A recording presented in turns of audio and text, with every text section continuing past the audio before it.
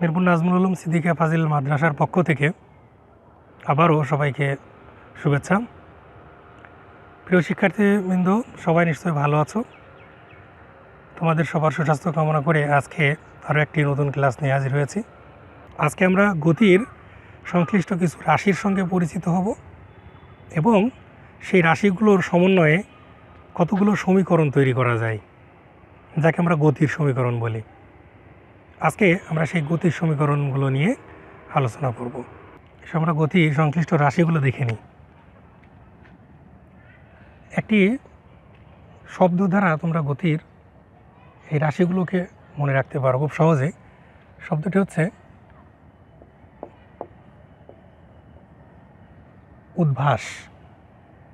এখানে উদ্ভাস শব্দটি দ্বারা তুমি গতি সংশ্লিষ্ট রাশিগুলো মনে রাখতে পারো। এখানে ইউ হচ্ছে কি, ইউটি হচ্ছে আদিবেগ, অর্থাৎ বস্তুর গতির শুরুর যে বেগটি ছিল সেইটি। টি হচ্ছে নির্দিষ্ট সময়, অর্থাৎ বস্তুটি কতক্ষণ ধরে গতিশীল ছিল বা গতিবেগ অর্জন করেছিল সেই সময়। ভি হচ্ছে শেষ বেগ, শেষ বেগ অর্থাৎ বস্তুটি নির্দিষ্ট সময় পরে যেই গতিবেগে অবস্থান করছিল সেইটি। এটি হচ্ছে নির্দিষ্ট সময়ের ত্বরণ, এটি হচ্ছে ত্বরণ। এস হচ্ছে ওই যে নির্দিষ্ট সময় ধরে বস্তুটি গতিশীল ছিল, গতিবেগ লাভ করেছিল, সেই সময়ে বস্তুটি যতটুকু দূরত্ব অতিক্রম করেছিল সেইটি, অর্থাৎ অতিক্রান্ত দূরত্ব। তাহলে আমরা দেখলাম গতি সংশ্লিষ্ট যে রাশিগুলো রয়েছে সেগুলো হচ্ছে এই রকম। এখন এই গতি সংশ্লিষ্ট রাশিগুলো কিন্তু সবগুলোই শুধুমাত্র মান দ্বারা প্রকাশ করা যায়, অর্থাৎ আমরা ধরে নিতে পারি যে এই রাশিগুলো সবই একদিকে চলে, যেহেতু আমরা সরল রেখা বরাবর গতিবেগ নিয়ে এখানে আলোচনা করব। সেজন্য গতি সংশ্লিষ্ট সমীকরণগুলোও মূলত সরল রৈখিক গতিবেগ নিয়ে আলোচিত হবে। প্রিয় শিক্ষার্থীবৃন্দ, তাহলে আমরা গতির সংশ্লিষ্ট রাশিগুলো দেখলাম। এখন এই পাঁচটি রাশিকে বিভিন্নভাবে সাজিয়ে আমরা গতির সমীকরণ তৈরি করতে পারি। তাহলে এসো দেখি আমরা গতির সমীকরণগুলো কী রকম হতে পারে।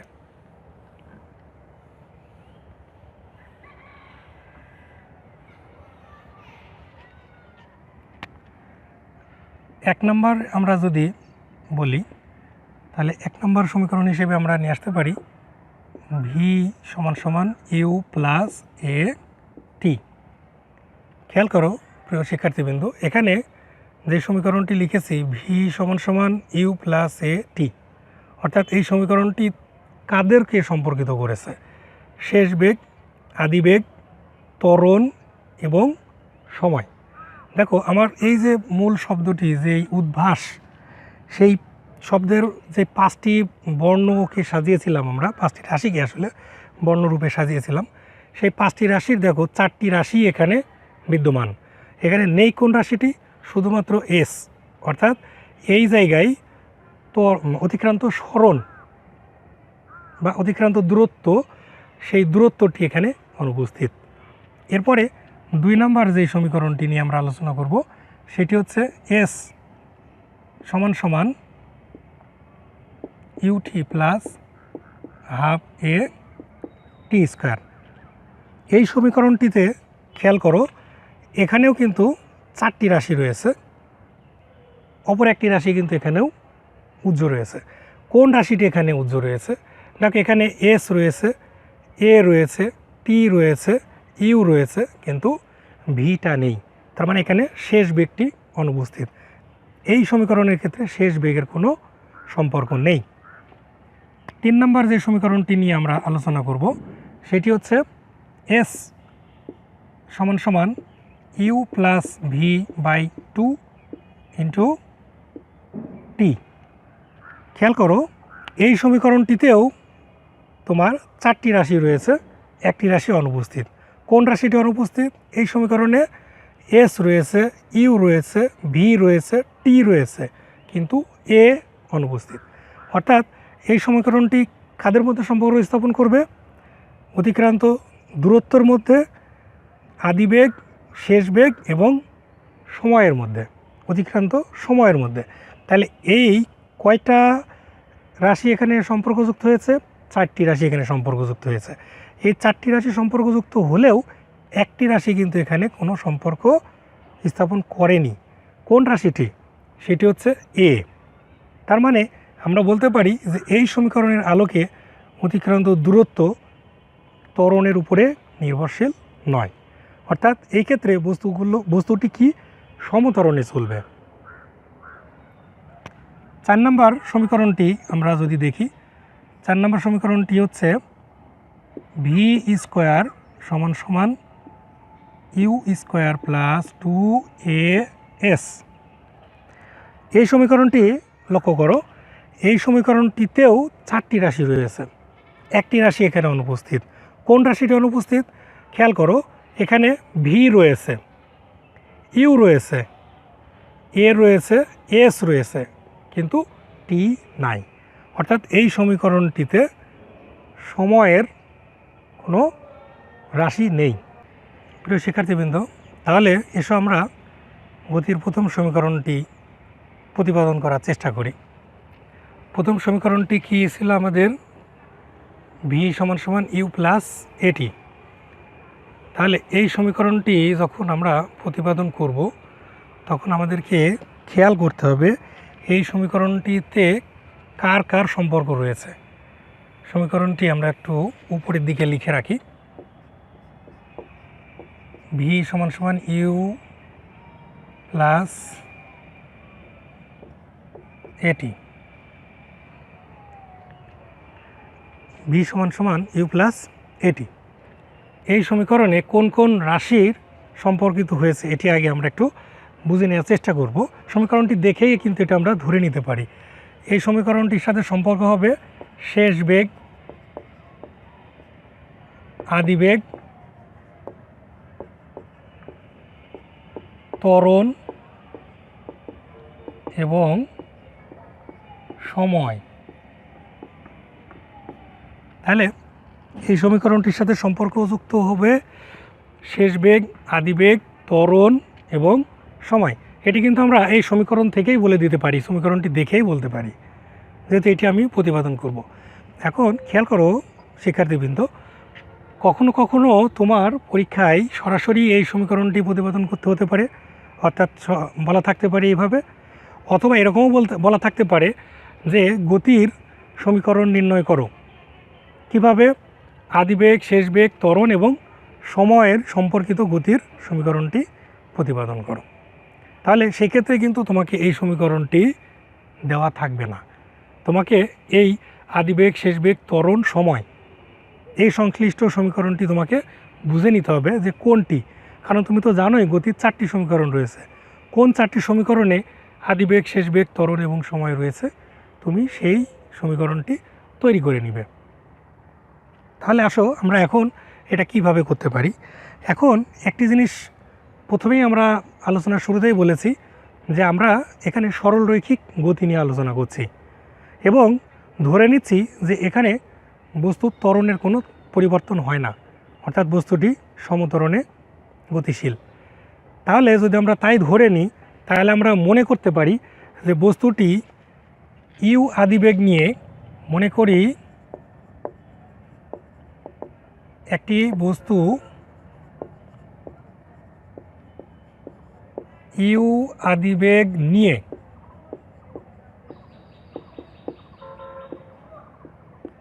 কতক্ষণ পরে? টি সময় পরে, টি সময় পরে ভি শেষ বেগ প্রাপ্ত হলো।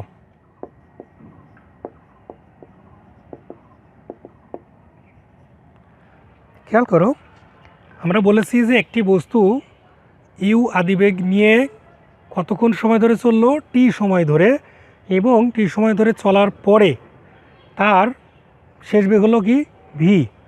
এখানে কিন্তু আমরা আগেই বলেছি বস্তুটি সমত্বরণে চলে। তাহলে আমরা এখন বলতে পারি যে এই যে টি সময় পরে বস্তুটির বেগের পরিবর্তনটা কতটুকু হয়েছে। টি সময় পরে বস্তুটির বেগের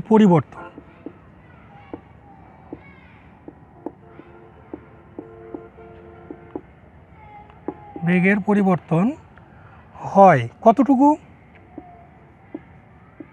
দেখো আমরা জানি কোনো কিছুর পরিবর্তন বা পার্থক্য যদি বের করতে চাই তাহলে কি করি, আমরা শেষটি এবং শুরুরটি এই দুটির পার্থক্য তৈরি করি। তাহলে আমার শুরুতে বেগ ছিল ইউ এবং শেষ বেগ হলো ভি। ব্যাপারটি যদি এইরকম মনে করি যে কোনো একটি গাড়ি যখন গতিশীল হলো বা আমরা যেই সময় থেকে বিষয়টিকে কাউন্ট করছি সেই সময়ে যদি তার গতিটা 10 মিটার পার সেকেন্ড থাকে এবং আমরা ধরে নিলাম সেটি 20 সেকেন্ড ধরে চলেছে, তাহলে 20 সেকেন্ড পরে তার গতিবেগটি যদি 30 মিটার পার সেকেন্ড হয় তাহলে সেক্ষেত্রে আমরা বলি কি তার বেগের যে পরিবর্তন সেটি কতটুকু। যেহেতু আমরা শেষ বেগটি পেয়েছি 30 আর আদি বেগ ছিল আমাদের 10, তাহলে বেগের পার্থক্যটি কত হবে 30 মাইনাস 10, অর্থাৎ 30 বিয়োগ 10 করলে কত হবে 20। তাহলে আমরা যেহেতু এটিকে সমীকরণ আকারে প্রতিপাদন করতে যাচ্ছি গাণিতিকভাবে নয়, সেক্ষেত্রে আমরা এখানে ধরেছি যে আদি বেগটি ছিল ইউ, টি সময় পরে সেটি হয়েছে ভি।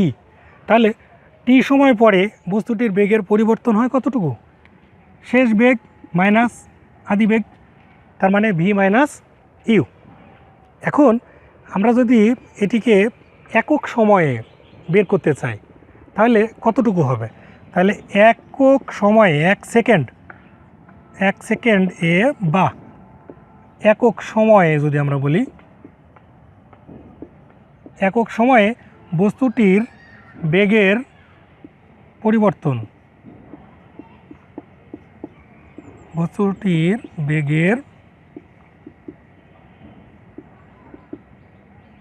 পরিবর্তন হয় কত হয়। আমরা ঐকিক নিয়মের মধ্যেই আমরা এটা জানি। আমরা ঐকিক নিয়মে কি জানি যে কোনো বস্তুর একক সময়ের বেগটি হচ্ছে কি হয়, কম হয়। একটি নির্দিষ্ট সময়ের বেগ যা হবে তার একক সময়ের বেগ নিশ্চয়ই তত হবে না, কি হবে, কম হবে। যখনই কম হয় আমরা ঐকিক নিয়মে কী করি, সেটিকে ভাগ করি। তাহলে আমার যেহেতু টি সময়ের বেগের পরিবর্তন ছিল ভি মাইনাস ইউ, এখন নিশ্চয়ই একক সময়ে বা ধরে নিলাম 1 সেকেন্ডে, তাহলে 1 সেকেন্ডে নিশ্চয়ই সেই বেগের পরিবর্তনটি আর তত থাকবে না, নিশ্চয়ই কম হবে। তাহলে কম হলে কী হবে, আমরা ঐকিক নিয়মেই জানি সেটি ভাগ হয়ে যায়। তাহলে V minus you by T. তাহলে আমরা একক সময়ে বেগের পরিবর্তন পেলাম হচ্ছে ভি মাইনাস ইউ। এখন প্রিয় শিক্ষার্থীবৃন্দ, তোমাদের ত্বরণের সংজ্ঞাটি নিশ্চয়ই মনে আছে। ত্বরণের সংজ্ঞায় কী বলা হয়েছিল, যে একক সময়ে বা নির্দিষ্ট সময়ে সাথে বেগের পরিবর্তনের হারকে, অর্থাৎ বলা হয়েছিল নির্দিষ্ট সময়ের সাথে বস্তুর অসম বেগের পরিবর্তনের হারকেই ত্বরণ বলা হয়। তাহলে এখানে খেয়াল করো, একক সময়ে বস্তুর বেগের পরিবর্তন V minus you by T, আর কোনো কিছুকে যদি সময় দিয়ে ভাগ করা হয় তাহলে তো সেটি তার হার বেরিয়ে গেল। তাহলে আমরা বলতে পারি যে একক সময়ে বস্তুটির বেগের পরিবর্তনের হার কত, V minus you by T.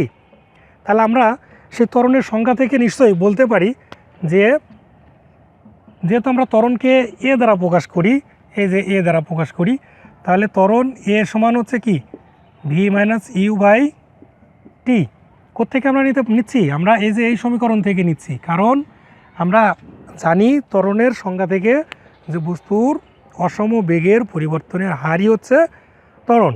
আর আমরা এই সমীকরণটিও পেয়েছি বস্তুর অসম বেগের পরিবর্তনের হার, কারণ এটি ছিল বেগের পরিবর্তন এবং সেটিকে আমরা সময় দিয়ে ভাগ করেছি।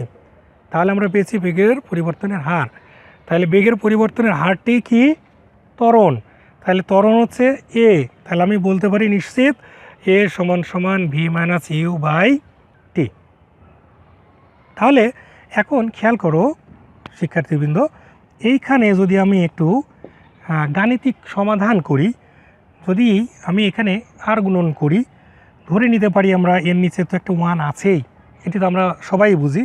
তাহলে আর গুণনের নিয়মে করলে কি হয়, এইটার সাথে এইটার লবের সাথে এইটার হরের গুণ, তাই লব এবং হরের গুণ করলে কি হয়, ভি মাইনাস ইউ সমান সমান এইটার লব আর এটার হর যদি গুণ করি তাহলে পাই এ টি। তাহলে এখন খেয়াল করো, এই সমীকরণের বাম পক্ষে রয়েছে ভি মাইনাস ইউ, ডান পক্ষে হচ্ছে এটি। এখন আমার মূল সমীকরণটি খেয়াল করো, আমার টার্গেটটা কোথায়, আমার টার্গেটটা হচ্ছে ভি সমান সমান ইউ প্লাস এটি। লক্ষ্য করো আমাদের সমীকরণ কিন্তু অলরেডি তৈরি হয়ে গেছে, এখানে জাস্ট আমরা যদি ইউটাকে অল্টারনেট করি, অপর পাশে যদি পাঠিয়ে দিই, তাহলেই কিন্তু আমাদের মূল সমীকরণটি চলে আসে। তাহলে আমরা এখন বলতে পারি অতএব ভি সমান সমান, যেহেতু ইউ মাইনাস, ইউ এর বাম পাশে কী আছে, মাইনাস চিহ্ন আছে। আমরা জানি গাণিতিক সমাধানের নিয়মে যদি এই পাশের মাইনাস থাকে তাহলে অপর পাশে গিয়ে সেটি প্লাস হয়ে যায়, তার প্লাস হলে তো সেটিকে লেখার প্রয়োজন নেই। তাহলে আমরা লিখতে পারি ইউ প্লাস এটি। খেয়াল করো শিক্ষার্থীবৃন্দ, আমাদের যেই লক্ষ্যটি ছিল এই সমীকরণটি প্রতিপাদন করা, আমরা কিন্তু সেই লক্ষ্যে পৌঁছে গেছি। আমাদের কাঙ্ক্ষিত সেই 1 নম্বর সমীকরণটি তৈরি হয়ে গেছে, সেটি কি ভি সমান সমান ইউ প্লাস এটি। তাহলে আমরা বলতে পারি শেষ বেগ, আদিবেগ, ত্বরণ এবং সময়ের মধ্যে সম্পর্ক হচ্ছে এটি। এখন এই সমীকরণটির কিছু বিশেষ ক্ষেত্র আছে, কিছু বিশেষ রূপ আছে, আমরা একটু দেখি। এই সমীকরণটিকে যদি আমরা, যেহেতু আমাদের সমীকরণটি উপরেই আছে, আমরা ওইটিকেই ব্যবহার করব।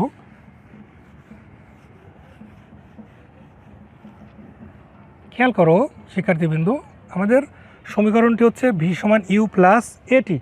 তার মানে আমরা বলতে পারি শেষ বেগ সমান সমান, আমরা যদি এখানে বলি তাহলে ভি যেহেতু শেষ বেগ সমান সমান কি, আদিবেগ প্লাস ত্বরণ গুণন সময়। তাহলে এইটি হচ্ছে আমাদের সেই সম্পর্ক, শেষ বেগ, আদিবেগ, ত্বরণ এবং সময়ের মধ্যে। তাহলে এখন খেয়াল করো এই সমীকরণের বিশেষ রূপটি কী। এমনও তো হতে পারে আমরা যেই গতিটা বিবেচনা করেছিলাম, যেই আদিবেগের কথা বলেছিলাম, সেই আদিবেগটি আসলেই ছিল না। এমন তো হতে পারে যে কোনো বস্তু একদম শুরুতে কোনো গতিই ছিল না তার, অর্থাৎ তার কোনো বেগই ছিল না, একেবারে শূন্য অবস্থান থেকে বস্তুটি বেগ প্রাপ্ত হয়েছিল। তাহলে সেই সময় আমাদের আদিবেগটা কী হবে, আদিবেগ ইউ সমান সমান 0। তাহলে যদি আদিবেগ ইউ সমান 0 হয়, আমাদের সমীকরণে যদি আমরা আদিবেগের মান 0 প্রতিস্থাপন করি, তাহলে ভি সমান সমান কী পাই আমরা, যেহেতু আদিবেগ 0 হয়ে গেছে তাহলে এখানে 0 প্লাস এটি। তাহলে আমরা সমীকরণটি কি পাই, সমীকরণটি আমরা পাই ভি সমান সমান এটি। খেয়াল করো শিক্ষার্থীবৃন্দ, এখানে যেই সমীকরণটি পেলাম আর এখানে যেই সমীকরণটি ছিল, সমীকরণ দুটি কিন্তু এক নয়, একই সমীকরণের দুটি ভিন্ন রূপ। এইখানে আদিবেগ ছিল তাই এই সমীকরণটি ছিল এইরকম, আর এখানে বস্তুর কোনো আদিবেগ নেই, অর্থাৎ বস্তুটি 0 থেকে যাত্রা শুরু করেছিল। এখন এই জায়গায় আমরা ভি সমান কী পেয়েছি, এটি। তার মানে কি, এখানে বলতে পারি শেষ বেগ সমান সমান তাহলে কি, ত্বরণ গুণন সময়। তার মানে দেখো কত সুন্দর কথা, কোনো বস্তুর যদি আদিবেগ না থাকে তাহলে তার শেষ বেগটি আমরা কোত্থেকে পাবো, ওই যে বস্তুর ত্বরণ ছিল সেই ত্বরণকে যদি আমরা অতিক্রান্ত সময় দ্বারা গুণ করি তাহলেই তার শেষ বেগটি পেয়ে যাব। এখন খেয়াল করো, এখান থেকে আরও একটি জিনিস বলা যেতে পারে, সেটি হচ্ছে আমরা তো যেহেতু শুরুতেই বলেছিলাম এই বস্তুটি সমত্বরণে গতিশীল, অর্থাৎ এখানে ত্বরণের কোনো পরিবর্তন নেই। তাহলে আমরা বলতে পারি যে এখানে ত্বরণটি আসলে যে তাহলে আমরা এখানে ত্বরণটাকে ধ্রুব ধরে নিতে পারি, যেহেতু এখানে কোনো পরিবর্তন করিনি, আমরা ত্বরণটাকে পরিবর্তনশীল মনে করিনি। সেই ক্ষেত্রে সমীকরণটি তাহলে কি দাঁড়াবে? যদি এটা ধ্রুব হয়ে যায় তাহলে ভি সমানুপাতিক হয়ে যাবে টি। তার মানে কি, যদি আমরা বলি যে কোনো বস্তু একটি সমত্বরণে গতিশীল হয় এবং তার যদি কোনো আদিবেগ না থাকে, তাহলে সেই বস্তুর শেষ বেগটি কী হবে? অতিক্রান্ত সময়ের সমানুপাতিক। তাহলে শিক্ষার্থীবৃন্দ, আমরা গতির প্রথম সমীকরণটি আলোচনা করলাম। আশা করি তোমরা গতির প্রথম সমীকরণটি প্রতিপাদন বুঝতে পেরেছ। এটি তোমরা বাসায় নিশ্চয়ই অনুশীলন করবে এবং বারবার এটিকে লিখবে। যত বেশি এটাকে লিখবে তত বেশি তোমার চর্চা হবে, তত বেশি তোমার এটা মস্তিষ্কে দীর্ঘস্থায়ী হবে।